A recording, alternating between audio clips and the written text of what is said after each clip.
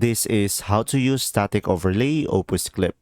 So first thing that you will do is of course upload your video over here. Just simply provide the link or upload it manually and click on get clips in one click. And once it is done, you can just simply go to your all project and select one of your video, and you should be able to see here multiple clips that you can choose from. And now just simply click on edit clip over here.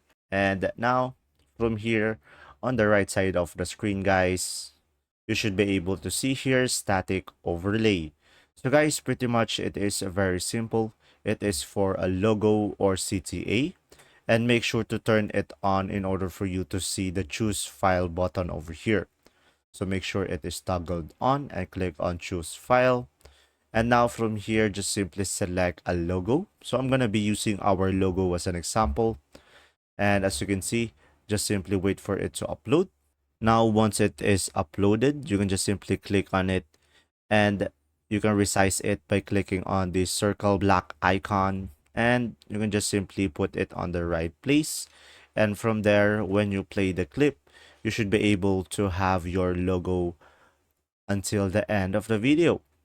And that's simply about it. Once you are done, just simply click on Save Changes over here on the top right.